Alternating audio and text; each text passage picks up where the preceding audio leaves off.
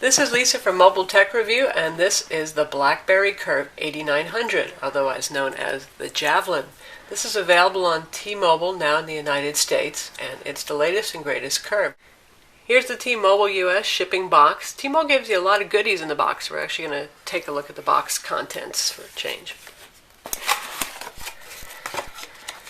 Got your tips and tricks, your software CD, and a very brief getting started guide. There's a full guide on the included CD.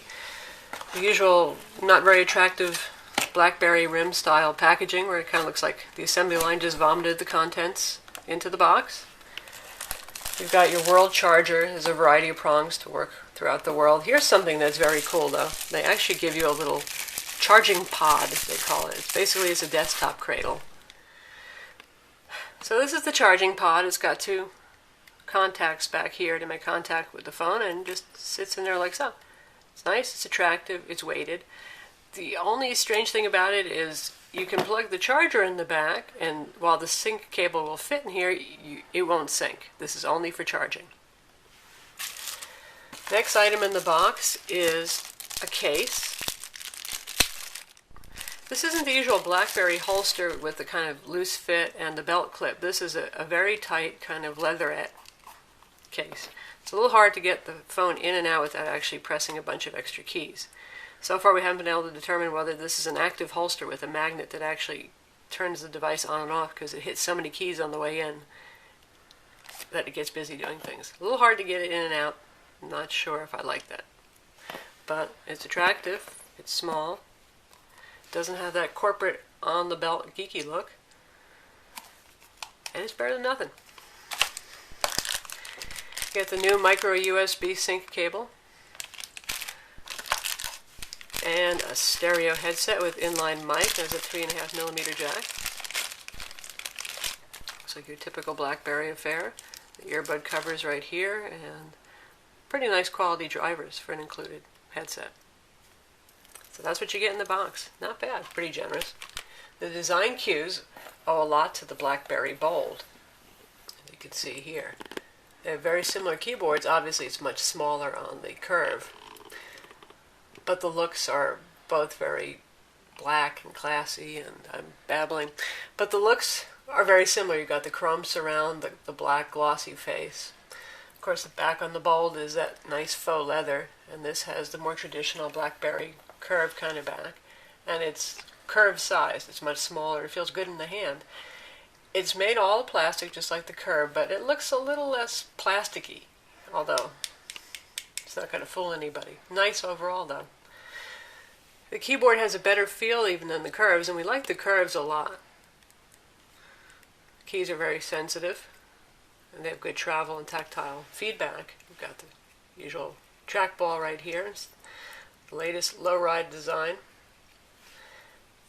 And on the side you've got a convenience key here, which is assigned to voice styling by default. You can assign to something else if you wish.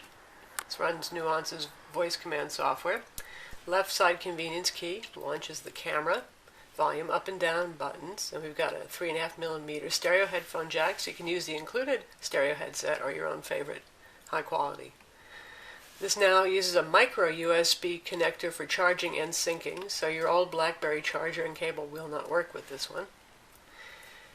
And up top here it's very hard to see because they're very subtle, but we've got the mute button and we've got the keyboard lock button here. There's a micro SD card slot. It's under the battery door, but you don't have to pull the battery out, thankfully. Card is right here. It's a little challenging to get out if you don't have fingernails. You've got to pull it, and then there's a little tab right here you have to move out of the way. Some card slots right here. Obviously that's the battery. The Curve 8900 has a 3.2 megapixel autofocus camera with an LED flash, like the Storm. It beats the Bold in that respect. It's also got Wi-Fi with UMA calling on T-Mobile, and it has a GPS that works with BlackBerry Maps that are pre-installed and with Telenav. The screen resolution is actually higher than the Bold's, and fonts are kind of small as a result. This is a 2.4-inch screen. The Bold is a 2.6-inch screen, so you can see you've got a lot more real estate to look at. The fonts are not so small. Plus, the Bold was already pretty high resolution at 480 by 320, And this guide goes up to 480 by 360. So you may have to fiddle with the font settings and BlackBerry settings to actually increase the font size to make it readable if you're over 30.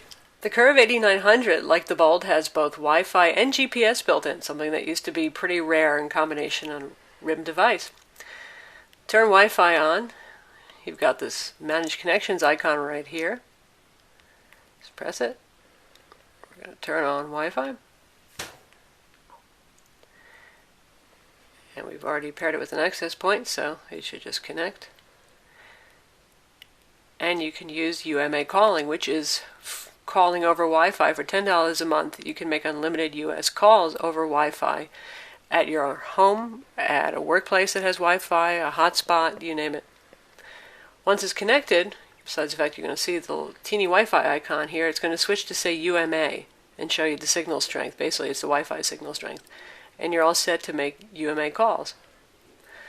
And when you move out of range of the access point, say you take a walk down the street, it'll switch over to Edge, and it'll show you the indicator up here will change back to just say T-Mobile instead, and the call will generally seamlessly transfer. It's pretty impressive technology. Likewise, if you walk back into range of an access point that you have a connection to, it'll switch over to UMA again.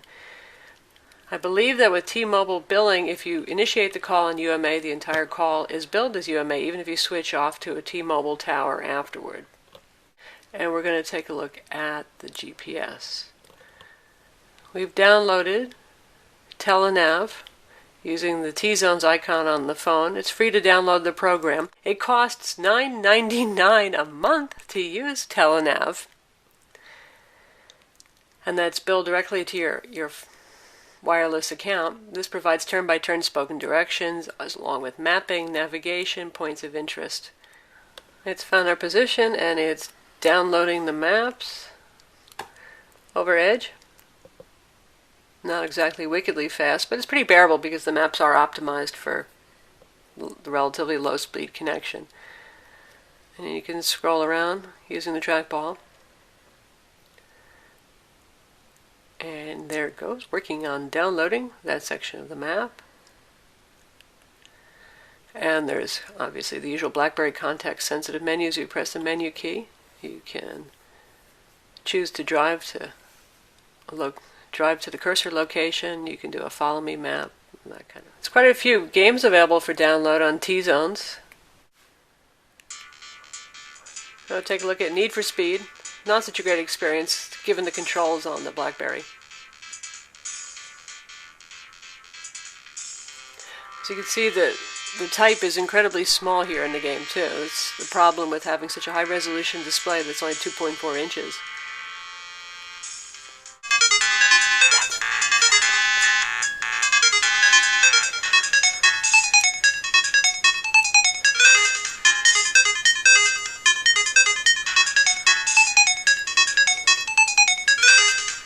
Next, we'll take a look at the web browser. We're using the full internet web browser right now, not the WAP browser mode here.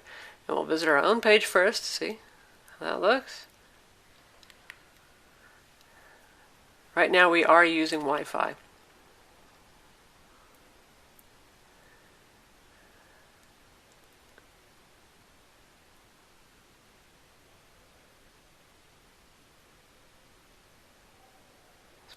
Pretty darn fast over Wi-Fi. And JavaScript is actually turned on right now, something that does bog down the BlackBerry browser. You get the zoomed out view initially. Click in. See full page. Scroll around with the trackball. The trackball makes page navigation very easy, and I don't find myself missing the touchscreen terribly. Next, we'll check out YouTube. We're using the T-Zones or the WAP browser on the device because this can't handle the full desktop version of YouTube. That is, it can't handle the flash playback. You could look at the website itself just fine. But this is Lisa from Mobile Tech Review, and this is the HTC S740. This is a Windows very loud, obviously. We do have the speaker's volume almost to maximum right now. Bring it down.